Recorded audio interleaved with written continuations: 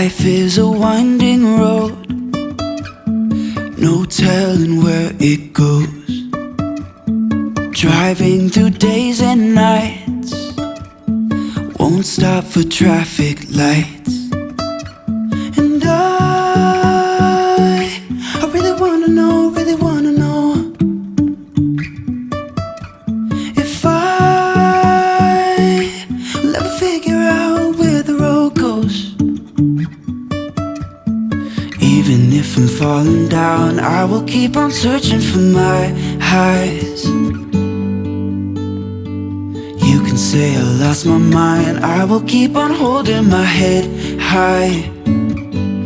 Even if the sky is falling down.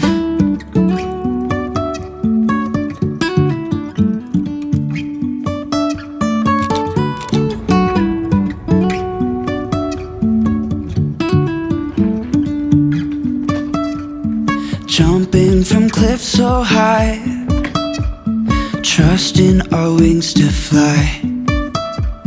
Sometimes we're crashing down, but we get up and start from the ground. And I really wanna know, if I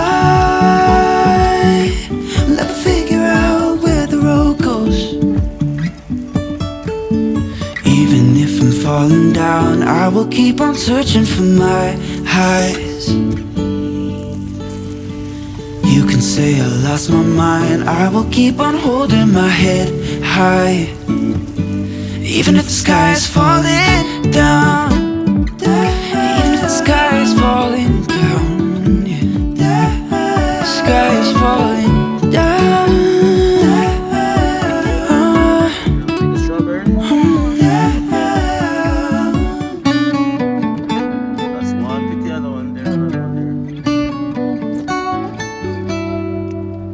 Can I see them? Even if the sky is falling down, even if the sky is falling down, yeah. The sky is falling down. Hey guys, welcome back to another video, welcome back to another conversation. An immigration update for you guys today, guys. I haven't done an immigration update video in the longest time.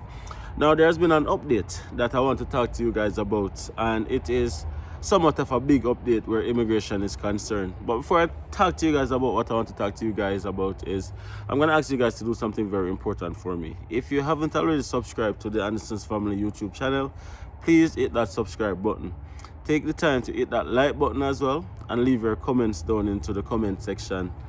Those simple actions make the world of a difference, right? So just take that quick opportunity right now to do those things for me. Now, immigration has been ever changing over the past year and a half now, right? I am outside, so apologies for the background noise. Immigration has been one of the immigration changes has been one of the constant things that's been happening here in Canada over the past year and a half right now. Now, there's been so many changes, from international students to temporary foreign worker policy, permanent residency avenues. There's so many changes, right, that's been happening right now. Now there's been a big change, and I want to talk to you guys about it a little bit, because a lot of persons are a little bit confused about this change and what it means for them and how it's going to affect them and so forth, so on. And this change is something that I personally think it's gonna not necessarily be a big deal for many persons. So yeah, let's relax a little bit. And it is upfront immigration medical for express entry. So if it is that you're applying for permanent residency through the express entry stream, you're gonna have to do an upfront medical.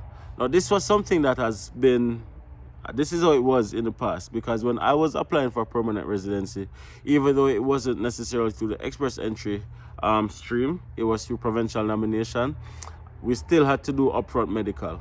Now a lot of things was relaxed, for lack of a better term, and IRCC said that, hey, you don't need upfront medical anymore unless IRCC asks you to do a medical. You didn't necessarily need to do a medical for a permanent residency application. Now that has that is going to be changed effective August 21st. Effective August 21st, if you're applying for permanent residency through the express entry pathway, you're required to do an upfront medical. Now, immigration medical can only be conducted through an immigration, I'd say, registered professional. So not any doctor can do an immigration medical. It has to be done through a registered immigration doctor, and the cost is very expensive. I remember when I was doing it back in 2021, which seems like a long time now. Well, in 2021 was when I did it. The cost was $450 per person, and it doesn't matter if it was a minor or an adult, the cost was the same, because we had to pay the same cost for Malika as well as for ourselves. Now, the reason for the immigration medical is to make sure that you're not medically inadmissible to Canada. Now, who is considered to be medically inadmissible? To be medically inadmissible in Canada, it's deemed any condition that's going to be placing a strain on the Canadian health system. So for persons who have like diabetes, for example, or tuberculosis, or any one of those, I'd say there's like a long list, and I really encourage you guys to look it up and to see what conditions fall within the inadmissibility aspect in Canada. Now, this is not something new. This is how it was previously in the past, but it's now coming back into effect. Now, for many persons, they may be wondering, like, what happens if I'm already in Canada and then I might have one of these illnesses and stuff like that, so forth, so on. My advice to you would be, listen, and it sounds funny, and I was talking to a friend about this as well, and she is in the process of applying for her permanent residency application through the express entry. So now she's in the gym with me, and she's working out, and she's trying to get fit, because she's like, if that's within her control to make sure that her health is as best as possible for the medical, that's what she's going to do. So if you're an immigrant here in Canada and you have goals of becoming a permanent resident through the express entry stream, know that you are gonna have to do an upfront immigration medical. So start getting in shape, start doing things the right way, so that you can ultimately become not inadmissible medically in Canada, right? Now, personally speaking, guys, there's just been a whole lot of changes where immigration is concerned, and the changes have caused a lot of persons to not even be interested in moving to Canada anymore. Some persons are still interested in Canada, because Canada is always going to be Canada. That's what I would say. But I just wanted to bring this to your attention, that if you're applying for permanent residency through the express entry pathway, through the express entry stream, you are required to do an upfront medical to accompany your application as of August 21st, 2025. Let me know what you guys think about this change right down below.